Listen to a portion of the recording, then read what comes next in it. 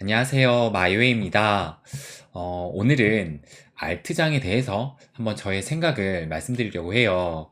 그래서 이번 주말에 혹시 알트장이 오지 않을까 생각이 들어가지고 그거에 대해서 저의 생각을 말씀드리려고 합니다. 근데 뭐 반드시 이번 주말에 알트장이 온다라는 건 아니고 어디까지나 저의 예상이기 때문에 그 이유를 말씀드릴 테니까 여러분도 들어보시고 일리가 있는지 한번 생각해 보세요.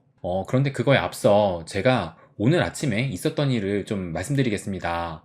다름이 아니라 오늘이 이 XRP 관련해가지고 이 에어드랍이 있는 날이에요. 그래서 엑스코어 토큰을 오늘 1시에 이 스냅샷을 찍게 되는데, 그래가지고 제가 어제 3,000개 정도를 먼저 이렇게 입금을 했는데, 뭐 금방 또 들어오더라고요. 그래가지고 제가 나머지 물량도 지금 거의 한 98만 개 정도를 오늘 아침 9시 11분에 입금을 했는데, 지금은 이제 입금 완료가 됐는데 이게 입금이 안 돼가지고 정말 아침부터 좀 진땀을 뺐습니다. 그래서 그거에 대한 이야기를 먼저 잠깐 좀 해드리려고 해요.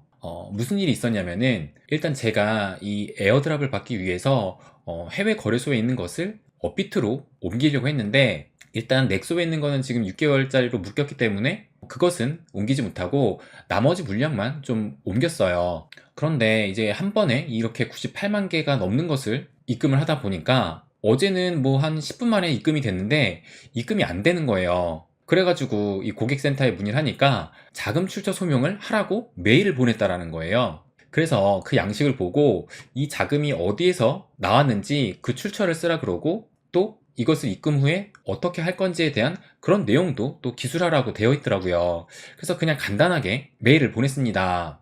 그런데 답변이 왔는데, 여기 보시는 것처럼 소명 자료에 대한 내용이 불충분하여 입금 처리가 불가함을 알려드립니다 라고 이렇게 오는 거예요. 그러면서 아래 자료를 추가로 제출하시면 다시 검토를 하겠다라고 하는데, 지금 보시면 이 추가로 제출하라고 하는 게 XRP 매수 내역 화면과 또 XRP 매수한 자금 원천 확인이 가능한 증빙 자료, 그리고 최근에 3주치에 대한 바이낸스 입출금 내역을 이렇게 준비를 해서 제출을 하라는 겁니다. 그래서 이걸 보는 순간 너무 당황스러운 거예요. 솔직히 지금 이 매수를 한 게 예전에 다 매수를 했기 때문에 최근에 매수한 것도 아니고, 그리고 저는 이제 장기간에 걸쳐서 매수를 해왔기 때문에 이 거래 내역도 엄청 방대하단 말이에요. 그리고 이 XRP를 매수한 자금 원천에 대한 그거에 대한 증빙 자료로 하라고 하니까 이걸 어떻게 해야 되는지 진짜 너무 난감하더라고요. 그런데 결국 보시는 것처럼 이렇게 입금 완료가 됐잖아요. 그래서 어떻게 했는지 그것을 한번 말씀드리면, 일단 이 매수 내역은 제가 이 업비트에서 거래를 주로 거의 다 해왔기 때문에, 그래서 일단 이 매수 내역은 내가 업비트에서 지금까지 거래를 해왔으니까 그것을 너희들이 봐라 라고 말을 하고선, 그리고 이 자금 원천에 대한 거는 그래도 좀 이제 금액이 크다 보니까 제가 그 은행의 거래 내역 중에 예전에 제가 뭐 부동산 매도한 거랑 뭐 전세 자금 받은 거랑 그 다음에 뭐 대출도 받은 거랑 뭐 해서 그렇게 해가지고 큰 금액이 입금된 것을 캡처를 해서 그거를 또 보냈습니다. 그리고 뭐 바이낸스도 제가 지금 바이낸스에서 뭐 매수 매도를 하는 거 아니기 때문에 그냥 뭐 입출 내역이 있었던 거 캡처해서, 그리고 또 이제 제 의견을 또 구구절절하게 썼어요. 그래서 뭐 이것이 자금 출처가 불분명한 것도 아니고 2018년부터 제가 업비트를 처음 나왔을 때부터 이용을 해와서 지금까지 모든 거래 내역이 다 남아 있으니까 자금 세탁 관련도 아니기 때문에 조속하게 입금 처리를 부탁드린다라고 그렇게 또 제 의견까지 써가지고 그렇게 보내니까 결국에는 이게 입금을 해줬는데, 진짜 한 11시 2분인가? 오늘 그 입출금이 11시에 막힌다라고 했었거든요. 근데 제가 뭐 일단은 9시 11분에 일단 자금은 도착을 했었기 때문에 뭐 11시가 좀 넘었다고 해가지고 입금 완료를 안 해주진 않을 거라고 생각을 했는데, 어쨌든 우여곡절 끝에 이 입금을 완료를 했습니다. 그래서 여러분한테도 이것을 한번 말씀드려야 되겠다고 생각을 한 이유가, 나중에 이제 정말 불장이 돼서 여러분들도 어느 정도 큰 이제 자금이 됐을 때 만약에 해외 거래소에서 이 거래를 해왔다면은 결국에는 원화로 바꿀 때면 이 국내 거래소로 들어와야 해요. 그런데 이게 작은 금액이면 문제가 없는데 큰 금액이면 이렇게 자금 출처 소명을 하라고 합니다. 그러니까 이런 증빙 자료를 미리 좀 준비해 두지 않으면 나중에 고생할 수도 있을 것 같아요. 그래서 지금부터라도 이런 증빙이 될 만한 것을 좀 준비를 해놓고, 이런 매수 내역도 혹시나 이 해외 거래소 같은 경우는 조회가 안 될 수가 있기 때문에 미리미리 좀 캡처를 해두시는 것이 또 나중에 정말 내가 어느 정도 수익을 내서 이 자금을 현금화하는데 필요할 것이라고 그런 생각이 들었습니다. 그래서 여러분도 가능하면 미리미리 좀 준비하시면 좋을 것 같아요. 뭐 아무튼 제가 그래서 아침부터 좀 진땀을 뺐는데 그래도 좀 다행히 잘 해결이 돼서 그나마 좀 마음이 놓입니다. 그리고 또 업비트도 제가 뭐 계속 이 1대1 대화도 하면서 문의를 했는데 또 최대한 빨리빨리 응답을 해주더라고요. 그래서 결국엔 또 잘 처리해줘가지고 뭐 업비트 측에도 감사의 말씀을 드리고 싶습니다. 그러면 이제 오늘의 이야기를 좀 시작을 해볼게요. 보시는 것처럼 암호화폐 시장이 이렇게 좀 초록색으로 어느 정도 다시 올라왔다라는 것을 알 수가 있어요. 그래서 제가 어제 이 영상에서 이 FOMC발 하락은 가짜 하락이다 라고 하면서 여전히 상승을 보는 이유 해가지고 뭐 달러 지수를 비롯해서 뭐 몇 가지에 대해서 또 말씀을 드렸습니다. 근데 정말 제가 이렇게 영상으로 말씀을 드리고 만약에 더 하락을 하면 어떡하나 솔직히 그런 마음이 당연히 있거든요. 그런데 정말 다행히도 어제 보시는 것처럼 이 연준의 FOMC 때 금리 인상 이후로 보시는 것처럼 이렇게 하락을 해가지고 26점 거의 한 7K, 6K까지도 떨어졌는데 정말 다행히 어제 미 증시가 개장을 한 이후 얼마 시간이 지나지 않아서 보시는 것처럼 이렇게 재차 상승을 해가지고 이 하락하기 전 그 자리까지 지금 올라온 상황입니다. 그래서 결국엔 보시는 것처럼 제자리로 왔다라는 것을 알 수가 있어요. 그래서 일봉으로 봐도 보시는 것처럼 이 하락분을 전부 다 만회를 해서 어제 하루 만에 거의 3.8%니까 4% 가까운 상승을 했다는 것을 알 수가 있습니다. 그리고 이 비트코인뿐만 아니라 이것도 보시면 금리 인상 막바지라는 사실에 주목을 한다면서 이 미 증시도 일제히 반등을 했습니다. 그런데 좀 살짝 아쉬운 것이 요걸 좀 보시면 제가 어제 미 증시가 개장을 해서 또 공유한 화면이 있었는데 요걸 보시면 어제 장 초반만 해도 이 미 증시가 보시는 것처럼 대부분이 이렇게 초록색으로 또 분위기가 괜찮았고, 그래서 이 상승률이 보시는 것처럼 다우와 S&P 500이 1% 이상 상승을 했고 나스닥은 2% 이상 상승을 하면서 혹시 또 3% 이상 상승을 해서 약간 폭등각을 보여주는 게 아닌가 라는 좀 그런 기대도 하게 만들었는데, 그런데 좀 아쉽게도 보시는 것처럼 이 시간이 좀 지나면서 뭐 물론 이 빅테크는 선방을 했지만 이 은행주를 중심으로 해가지고 좀 대부분의 이 중소형주들이 좀 약세로 흐르고 말았습니다. 그래서 결국에는 보시는 것처럼 다우존스가 한 0%대 소폭의 상승을 했고 나스닥은 1%대로 어제 상승분의 거의 한 절반 정도는 거의 반납을 했어요. 그래서 상승을 했지만 살짝 좀 아쉽긴 하더라고요.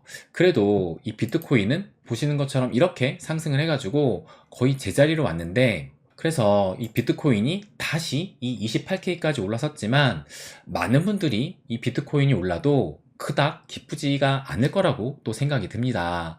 왜냐면 사실 이 비트코인을 가지고 있는 홀더보다는 아마 알트를 가진 홀더들이 더 많을 거예요. 그러다 보니까 비트코인만 오르고 내게 안 오르다 보니까 당연히 뭐 그렇게 크게 기쁘지도 않고 또 이 비트코인이 올라도 크게 뭐 실감을 못 하실 거예요. 그러다 보니 어제 기사 중에 또 이런 기사가 나왔습니다. 뭐라고 하냐면 이 제미니 거래소의 최고 전략 책임자가 올해 비트코인이 신고점을 경신할 전망이다 라고 이렇게 또 얘기를 했어요. 그러면서 이 비트코인이 이전 고점인 6만 9천 달러를 돌파하면 10만 달러도 금방 도달할 것이다 라고 이렇게 얘기를 하면서 그 이유가 사람들이 은행 시스템 붕괴에 대해 겁을 먹기 시작했기 때문이다 라고 이렇게 얘기를 했습니다. 그런데 올해 이 비트코인의 신고점이 나온다는 얘기는 우리가 지금 예상하고 있는 그런 사이클이 완전히 무너진다는 거예요. 그래서 이것을 한번 보여드리면 지금 이 과거 사이클로 봤을 때 보시는 것처럼 이런 최고점을 찍고 그 다음에 베어마켓을 겪다가 다시 축적의 단계를 거치고 그 다음 예열 단계를 거치면서 그 이후 다시 이런 새로운 최고점이 나오는 이 사이클로 우리는 생각을 하고 있고 지금까지 또 그래 왔어요. 그렇기 때문에 지금 현재는 이 세 번째 영역인 축적의 단계에 있다라고 제가 몇 차례 또 말씀을 드렸습니다. 그렇다면 그 다음은 이제 내년에 이 구간에 이 예열 단계를 또 거치게 되면서, 그러면서 2025년에 이때 이 새로운 또 최고점이 나온다라고 우리는 또 예상을 하고 있어요. 그런데 이것을 무시하고 지금 올해 이렇게 신고점이 나온다라고 얘기를 하고 있는 겁니다. 그런데 이것이 어느 정도는 가능성이 있다라고는 보여요. 그러니까 이 시나리오는 진짜 이 금융 시스템과 은행의 위기가 다시 찾아오게 되면 충분히 이런 시나리오도 가능하겠다라고 생각이 들어요. 왜냐하면 정말 추가적으로 또 은행이 무너지면서 이 달러의 지위가 흔들리게 되면 이 기존 은행 시스템에 대한 이 신뢰가 무너지게 되는 거예요. 그러면 그때는 이 비트코인으로 자금이 몰릴 수밖에 없다라고 생각을 합니다. 그런데 또 앞으로 어떻게 될지는 알 수는 없지만, 제가 어제 말씀드린 것처럼 이 미국은 지금 뭐 총력을 다해서 어떻게든 막아내려고 하기 때문에 진짜 이 최악의 금융 시스템이 붕괴되는 일은 좀 그 가능성이 낮다라고 생각이 들고, 그리고 그렇다면 올해 이 신고점을 나올 가능성도 작지 않을까 또 개인적으로는 생각을 해요. 그리고 이 암호화폐 시장이 커지려면 물론 이 비트코인에도 자금이 몰려서 커질 수 있겠지만, 이 비트코인 외에도 이 알트코인은 반드시 필요하다라고 생각을 합니다. 그래서 제가 얼마 전에도 이걸 보여드렸는데, 이 크립토 머니의 흐름 해가지고 이 표를 한번 보여드렸어요. 그래서 비트코인, 이더리움, 그 다음에 라지캡, 그 다음 좀 시총이 낮은 알트 시즌으로 해가지고 이런 순서로 순환을 한다라고 말씀을 드렸습니다. 그런데 이런 순서가 어떻게 보면 이 인간의 심리가 녹아들어 있다라고 생각을 해요. 그래서 당연히 이 비트코인에 먼저 자금이 쏠리면 사람들이 이 비트코인에 관심을 가질 수밖에 없고, 그런데 이 비트코인 같은 경우는 워낙 그 금액 단위가 크기 때문에 쉽게 또 사람들이 접근하기가 쉽지가 않아요. 그러다 보니까 좀 더 낮은 가격을 찾게 되고, 그러다가 점점 낮은 이 시총이 낮은 이 알트들까지 손을 대게 되는 겁니다. 그래서 이런 흐름은 어떻게 보면 좀 필연적이라고 보는데, 그렇다면 이제 왜 알트들에게도 기회가 올 수도 있겠다라고 생각을 하는지 그것을 한번 말씀드려 볼게요. 그래서 이걸 보시면, 이걸 지금 한 달 전 가격 변화로 확인을 해보게 되면 보시는 것처럼 정말 극명하게 갈리고 있다는 것을 알 수가 있습니다.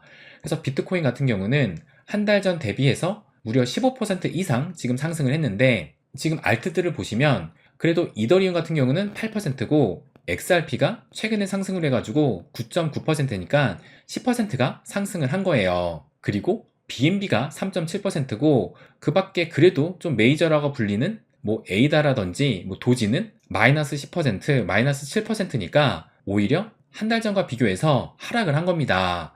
그러니까 이 XRP도 뭐 지금 650원까지 올랐다가 다시 이 500원 후반대로 떨어지니까 뭐 리또속 하는데, 뭐 과연 다른 알트와 비교해서 이렇게 지금 어떻게 보면 이 이더보다도 좀 더 상승을 했는데 이것이 과연 리또석인가 하는 뭐 그런 생각도 또 들었어요. 뭐 아무튼 보시는 것처럼 이 비트코인이 가장 많이 올랐고, 그 다음에 뭐 이더리움, XRP 이 정도로 이 메이저 일부만 지금 올랐다는 것을 알 수가 있습니다. 그럼 이걸 다시 보면 현재 비트코인이 가장 많이 올랐고, 또 이더리움도 어느 정도 올랐고, 라지캡은 뭐 현재 지금 뭐 XRP 정도만 지금 올라와 있는 상황이에요.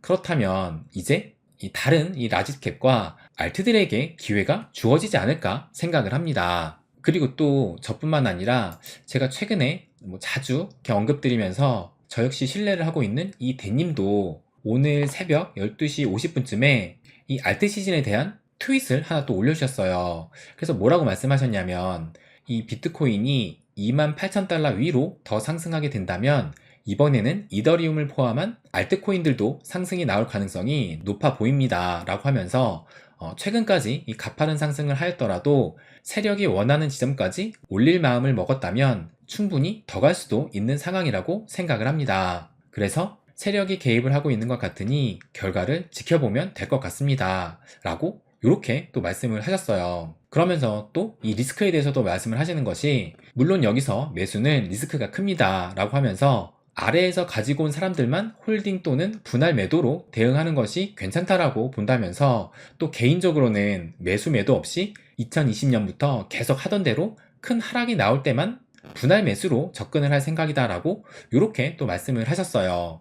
그래서 저의 생각도 지금 보시는 것처럼 최근 이 한 달 사이에 이 비트코인과 일부 이 메이저 코인만 올랐기 때문에 이제 또 오늘 밤부터 주말이 시작이 되잖아요. 그러면 이 미증시가 쉬면서 어떻게 보면 이제 외부적인 이 가격 변동의 요인들이 없어지기 때문에 이 주말 동안에 이 그동안 못 올랐던 알트들의 이 키맞추기장이 나오지 않을까 생각을 합니다. 뭐 어디까지나 저의 예상이니까 뭐 당장 주말이 아니더라도 또 시간이 흐른 뒤에도 나올 수도 있어요. 그래서 그냥 참고만 하시고 또 알트장이 온다 하더라도 이 대님도 개인적으로는 매수 매도 없이 대응을 하겠다라고 이렇게 말씀을 하셨습니다. 그리고 뭐 저 역시 설령 이번에 알트장이 온다 하더라도 저 역시도 매수 매도를 할 계획은 없습니다. 어차피 저를 비롯한 장기 투자자 여러분들은 그냥 큰 그림을 보면서 설령 이 알트장이 온다 하더라도 그냥 이 시장이 조금 더 성장하는 것을 지켜본다는 마음으로 바라보면 되지 않을까 생각을 합니다. 네, 그럼 오늘은 여기까지 하겠습니다. 항상 제 이야기 끝까지 들어주셔서 감사드립니다. 부자가 되는 길, My Way.